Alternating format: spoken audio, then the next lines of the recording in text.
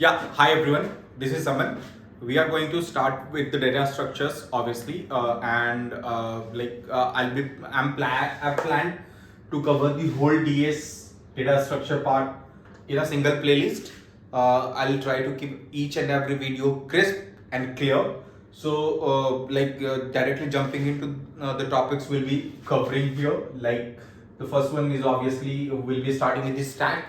Second is the queue, and we have as we know, like we'll be covering two queues, that is singly and the circular one, and third we'll be covering the linked list again. We have three, that is singly, doubly, and the circular part. And the fourth, these three we have as a linear data structure, and now we have non-linear data structure,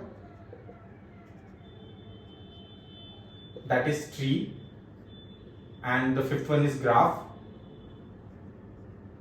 Yeah, so in trees also we have AVL, red, black, binary. We'll be covering each and every topics one by one. So starting with today's topic, that is stack.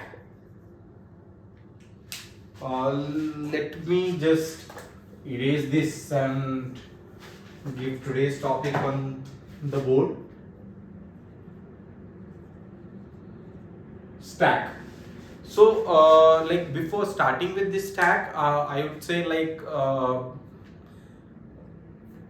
what could be the example in the real world for this stack. Let's say books are kept on one book. We have a rack, and we are supposed to keep each book on top of each other, on top of other. So first book, second book, third book, fourth book. So we will end up creating a stack.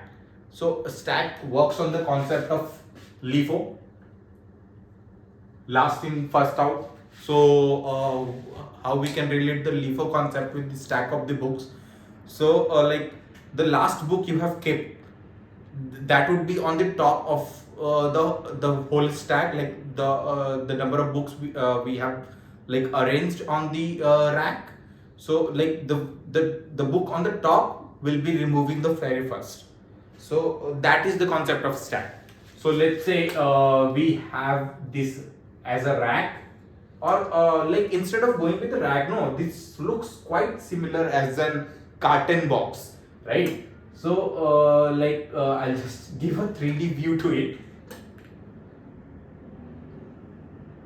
Yeah, this looks I'm very much sorry, I'm not very much artistic. Yeah, so I believe this would be enough to get a view of what cartoon looks. Yeah, and we are asked to coming to the topic, we are asked to stack the books on top of each other. Like the book 1 we have right here, book 2 we have right here, book 3 we have right here, book 4 we have right here, book 5 we have right here, book 6 we have right here. So now we have our carton filled with books, and we can no more fill another book on top of it, right? So let's say I've asked you to pop a book out of this carton, get me a book of out of it. So the very first book will be popping out, or picking from the top and giving it to me would be the B6 only. So the B6 would be the first one to get out, and it's the last one we have kept on to top of this stack. So that's why it's called LIFO, last in first out. And similarly, as I have discussed, you can consider it as an airy. So I'll just rotate it by 90 degree. So let me just erase it and give you a view of what means the rotating. Like we have rotated somewhere around 90 degree. This face would be lying on the ground, and this face would go horizontally upwards, like vertical to the ground. So you can consider it as like this is the face, is this one, phase 1, this is phase 1, and this is phase 2, that goes like this. And similarly, like we are left with book 1, book 2, book 3. Similarly, book 6 we have, and our stack is filled since our carton was filled, right? So after tilting, we can say this will be the view of our stack. Let's say I've asked you to like pop something out of it. Let's say I have only B5 here, and let me just write B4 as well. Otherwise, a lot of people would be confused why B4 is missing. We had B4 in the carton, but we do not have B4 while we tilted. That's not actually true. So basically, coming to the point, I asked you to like pop a book from the top of this stack to me. So you'll be getting B6 out of here, and now you are left with B1, B2, B3, B4, and a space left on top of the carton for a book. Like since B5, okay, B5 is there, like okay. So we have popped B6 out,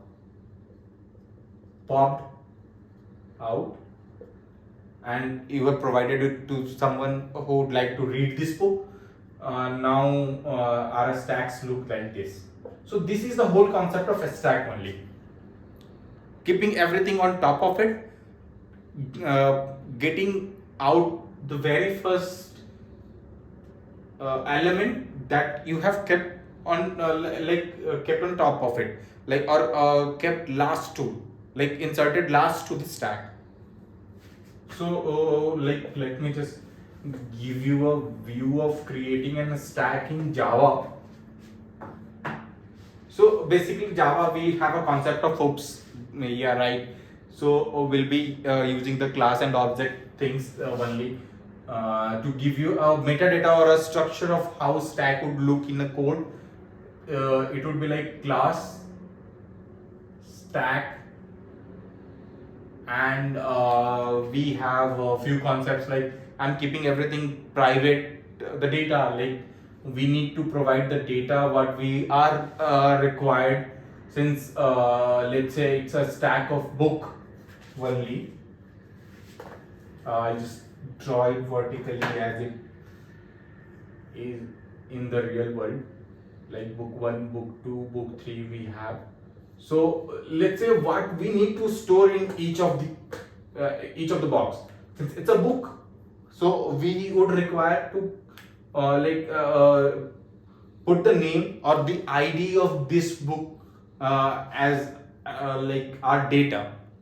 So let's say we are storing ID, and ID is in an integer format. So it could be like int data. So instead of data, integer data, we could have like we would like to store the name of the book. So it would have been instead of int, it would have been like a string only. And since we are not required this data to be accessed outside the class directly, so I would just make it a private. And the next thing would be like so like these data are stored in an array, right? So instead of keeping a single data and creating a node, we could do that, like we could create an array of data, right? So like the simple would be like this only. Let's say array of data, and we would like we'd assign it later. How would we know like on what point we are supposed to keep the data, like keep the new records. Let's say that we have a concept of index in the array. So like it is on index 0, it is on index 1, it is on index 2. So let's say we are naming this index as like top only. Let's say top, right? And we would require to create a constructor of it. We have been provided like what is the maximum like capacity of this stack. So let's say in the capacity we have been provided with in the instructor, and now we can like simply assign array a memory space of this capacity.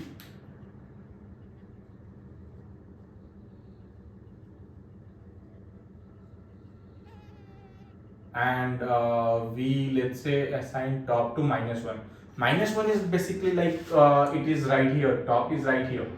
So like it is not representing any like on the shelf or like in the racks in the rack there is no books. So we have an empty rack. Like the few functions, few methods we would like to write here in the class component of stack is like we would require to check if our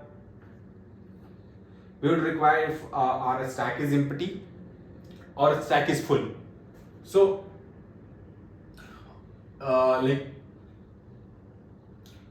we would like require to create a function that is that returns int and like why would require int, since we are checking if it is valid or not, like if our stack is empty or if our stack is full, we could have the return type of boolean only. So it's boolean and is full. I'll just fill it up with code at later point of time. So like the next thing would be like is empty.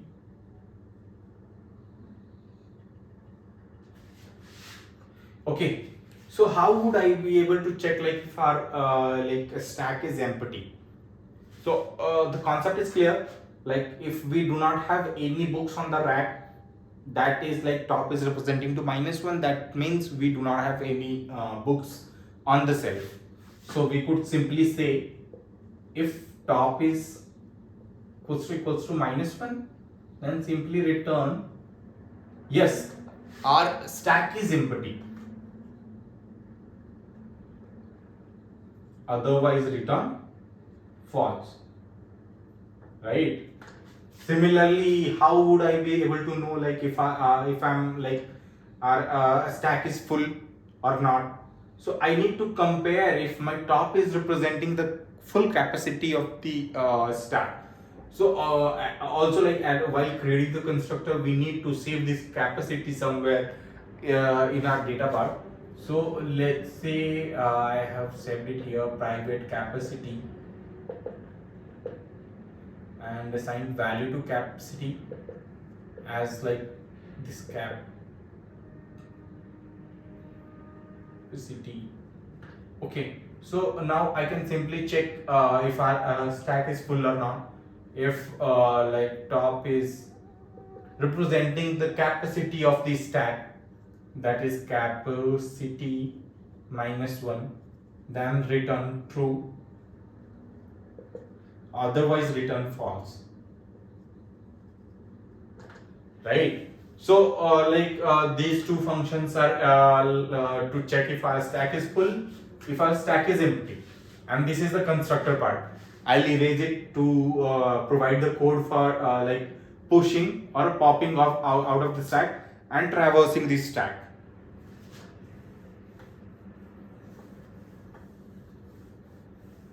Right? So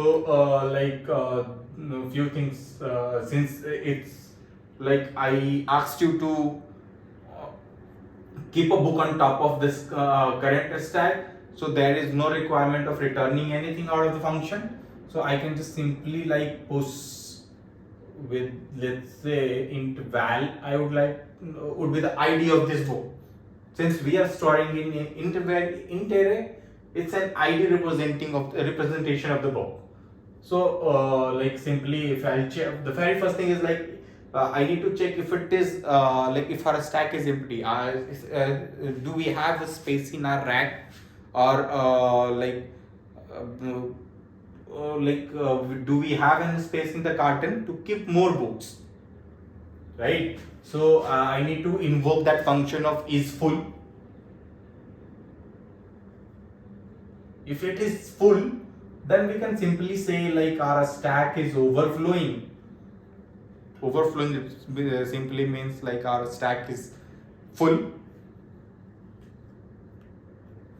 So it would be like system.out.println and so overflow. We would be able to, like, you guys would be able to provide a better message right here. That's up to you only, since it's just a print statement, and I'll just return out of this function, not doing anything. Now, since our stack is not empty, we can push our data to this stack. So to perform this, we would require to increase the top and then insert a book. So basically, I would say like top is equals to top plus 1, or and array data, I'd be like putting on top the value, and that's all. This is the pop function of stack. Push function of the stack, like keeping data or the book in the carton on top of the stack. Now like our next function would be pop, since we also require to pop out of the stack. So that would be like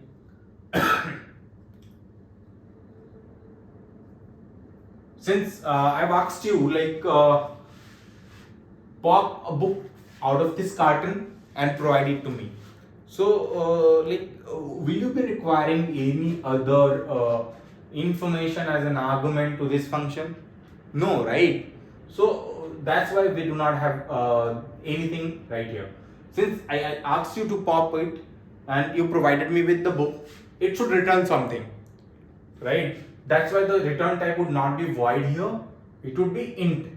Since you are aware of the ID of this book only, then you can only talk to me about the ID of this book. That's why it is int return type, the type of data you are storing in the array data, right? And similarly, I have to check like if our stack is empty or not. That's only that would be like our first step, ensuring if our stack is empty. Then simply say like there is no book on top of in the carton, and return null to me. So we would be invoking empty function is empty. If it is true, we'd say system.out.println as our stack is underflow, and return, since there is no valid data, you can return any integer value and mark it as a thumb rule of the program, that this is like representing there is no book or there is no data in this stack. So let's say for now I have I've thought -1.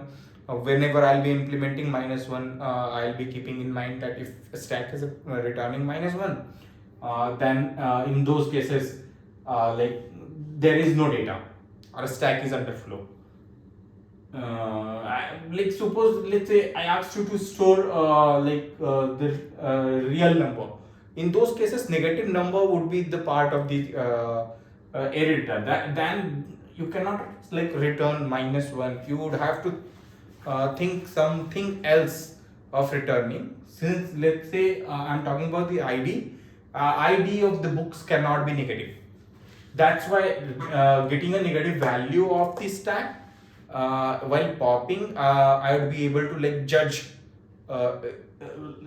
like there is no book on the in the carton, right? Since we have verified like is empty is not true, we would be out of this block, and we would need to first like get the data and return it. So there is a simple way, like you can simply return new array data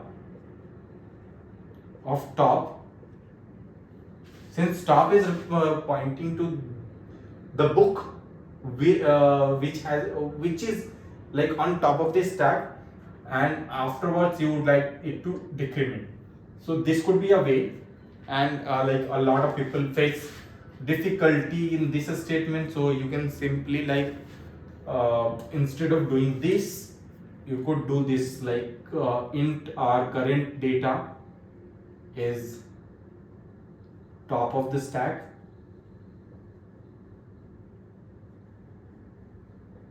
since I would like require to like remove this top as well. So I'll just decrement the top to top -1, and I would like to return this data. So that's how the pop work in this tag, right? You guys can pause the video, note it down on the paper or whatever the notes you guys are making. Now the next step would be like traverse. So I need to traverse the array. Top is representing somewhere like right now we have a 3 book. So top is representing right here, and the lowest it can go to -1, right? -1 means there is no book. So let's say for traverse, I write a function. Since it's traversing, it's just like reading out all the elements of the stack and printing it on the console. It would not require to return anything. So it's like traverse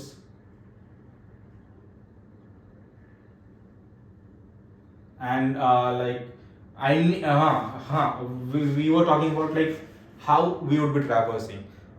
Since like we have a lot of elements in the loop in the array. So to traverse the elements of the array, we simply use for loop or while loop. So let's say I'm going with for loop. I need to traverse it from top where it is currently right now to the bottom one that is on the 0th index, that is just above the empty stack, right? So I'll just write for int I is equals to top,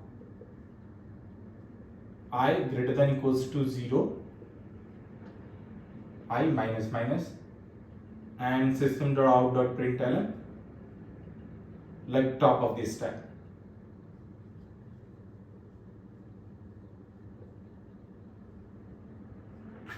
So this would be like simple space, and this would be enough for the traversal function. You can also like write a statement right here like traversing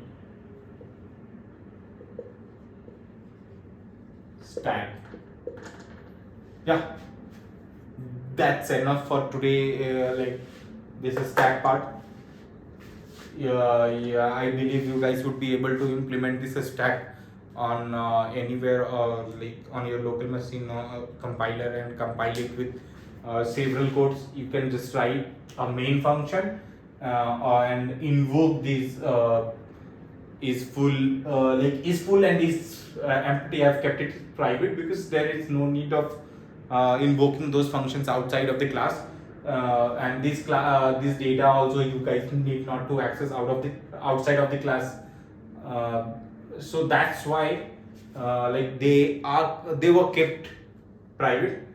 The rest of the data the rest of the methods are like public only. You can directly access it outside of the class in the main function, and that would be enough. Yeah. You guys can keep on practicing this stack. There are several other platforms apart from like these online compilers and your local machine, where you'll be getting a lot of questions on like stack implementation. You can practice over there. Yeah, thank you. Bye bye.